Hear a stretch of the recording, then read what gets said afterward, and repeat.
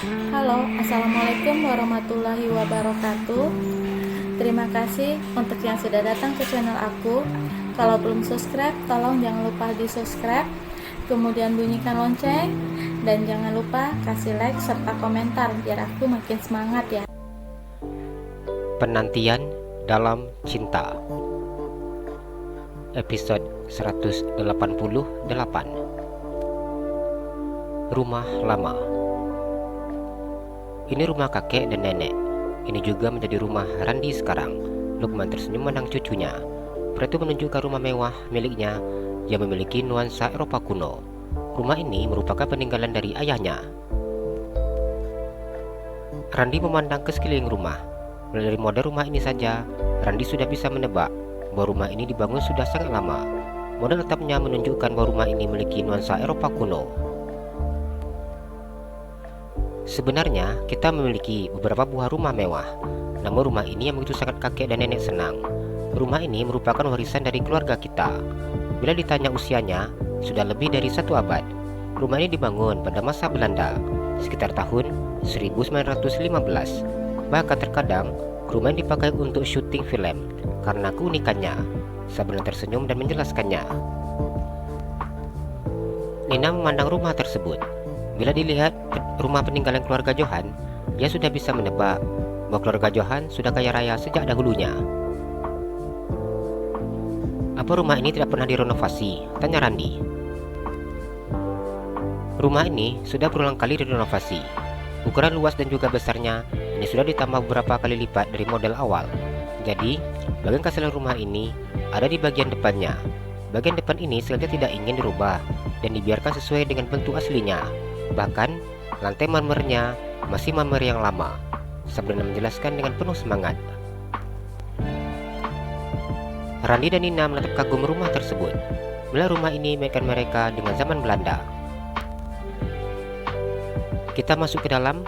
Randi bisa melihat di dinding-dinding begitu banyak terpajang foto-foto keluarga kita. Nanti, nenek akan menjelaskan satu persatu. Sabrina sangat senang menceritakan tentang silsilah keluarganya dengan cucunya. Ia ingin Randi mengenali seluruh keluarganya. Sabrina dan juga Lukman sangat menyukai rumah yang saat ini ditempati mereka. Namun, demi bisa dekat dengan Randi, mereka rela tinggal di rumah yang baru dibeli oleh Johan. Randi memandang neneknya dan menganggukkan kepalanya. Keluarga kita masih keturunan bangsawan. Pada zaman Belanda, yang boleh bersekolah hanyalah kaum bangsawan. Karena itu, kakek bisa bersekolah dan melanjutkan kuliah di Belanda.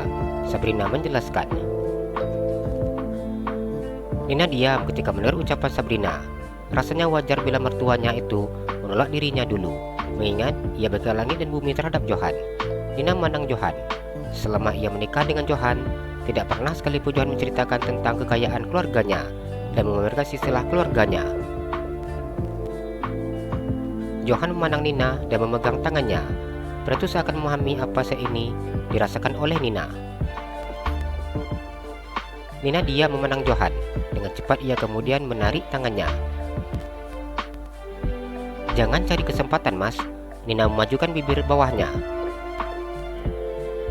Masa sih, pegang tangan pun tak boleh, ucap Johan. Iya, nggak boleh. Mas harus sabar. Johan tersenyum mendengar ucapan Nina. Kakek Iyut merupakan pengusaha tekstil pertama di Surabaya. Keluarga kita juga mengembangkan bisnis batik, yang mana bisnis batik tulis kita ini diekspor ke beberapa negara. Kemudian, kain sutra yang dari dulu hingga sekarang masih menjadi andalan keluarga kita. Sebenarnya tidak ada henti-hentian menjelaskan kepada cucunya. Randi menganggukkan kepalanya. Ia tidak menyangka bahwa dirinya terlahir dari keluarga berada. Selama ini, ia hanya merasa menjadi orang yang tidak memiliki apa-apa. Bahkan untuk hidupnya, ibunya bekerja keras dengan membuka warung makan. Randi masuk ke dalam rumah. Ia memandang rumah nenek dan juga kakeknya. Di rumah ini terpajang foto hitam putih yang berukuran besar. Melihat foto yang terpajang, Randi bisa menebak bahwa itu adalah nenek dan kakeknya ketika masih muda. Ini foto nenek dan juga kakek ketika baru menikah. Ini foto ketika ayah kamu sudah lahir. Ini foto ayah kamu ketika masih kecil. Sabrina menjelaskan satu persatu foto yang saat ini ditunjukkannya. Randi tersenyum ketika melihat foto ayahnya. Nina memandang foto calon suaminya ketika masih kecil. Di dalam foto itu, Johan terlihat begitu sangat lucu dan menggemaskan. "Mas lucu ya dek waktu masih bayi," ucap Johan dengan tersenyum. Nina tersenyum dan menganggukkan kepalanya. Bayi yang baru belajar duduk itu tampak begitu sangat menggemaskan. "Besok kita buat ya dek, yang menggemaskan seperti ini," Johan tersenyum. Nina diam menang calon suaminya. Ia tidak bisa menyanggupi keinginan Johan, mengingat usianya yang sudah tua. Sabrina kemudian menjelaskan foto-foto yang ada di dinding kepada cucunya. Di dinding rumahnya sudah persis seperti galeri foto, yang mana di sana begitu banyak foto-foto terpajang di dinding, termasuk foto almarhum menantunya dan juga kedua cucunya. "Nanti foto Randi bakalan Nenek taruh di sini," ucapnya. "Iya Nek, boleh," jawab Randi dengan tersenyum. "Apa ini yang namanya Andini?" tanya Randi ketika memandang gadis remaja berfoto bersama dengan Amera.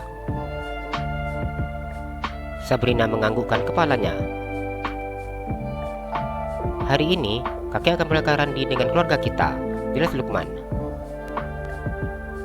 "Iya kek," jawab Randi. "Bagaimana? Apa mereka akan datang ke sini?" tanya Lukman. "Iya Pak, aku sudah minta mereka untuk datang ke sini jam 2 ini," jelas Johan. "Mereka pasti sangat senang dipanggil untuk datang ke sini," Sabrina tersenyum. "Iya, aku juga tahu itu Ma," ucap Johan. "Apa masih mau keliling-keliling? Lihat rumah kita," Lukman tersenyum menang Randi. "Mau kek, tapi nanti saja," jawab Randi. Johan melihat mobil-mobil yang sudah mulai berdatangan ke rumah milik kedua orang tuanya. Mereka datang lebih cepat daripada yang ditentukan. "Mas Johan," ucap pria merupakan suami dari Zuleha. Johan hanya diam ketika pria itu menyapanya. "Aku mencoba mencari tahu keberadaan Mas Johan, namun aku tidak menemukan Mas Johan. Mas Johan kemana saja dalam waktu beberapa minggu ini?" tanyanya. "Jakarta," jawab Johan. "Mas, aku nanti ingin bicara sama Mas mengenai Zuleha." Johan menganggukkan kepalanya. Rumah milik Sabrina perlahan mulai ramai oleh saudara dan juga sanak keluarganya. Nina begitu sangat gugup ketika berhadapan dengan keluarga calon suaminya. Cara mereka memandang ke arah Nina terlihat mereka sedang pertanyakannya. "Apa semuanya sudah berkumpul?" tanya Sabrina. "Sudah Oma, kami sudah berkumpul di sini semua," ucap salah seorang yang sudah duduk di kursi yang sudah disiapkan. "Nanti jam 4 sore, pengacara almarhum istri saya akan datang ke sini," ungkap Johan. "Pengacara Feni?" tanya pria bernama Anto. "Apa ingin membacakan harta warisan?" tanya pria duduk di sofa yang berada dekat Johan. "Iya," jawab Johan. Wajah mereka tampak begitu sangat senang ketika mendengar apa yang diucapkan oleh Johan.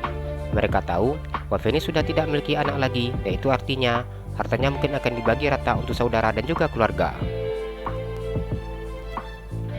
"Iya, aku mengundang kalian semua ke sini untuk memberitahukan tentang anakku,"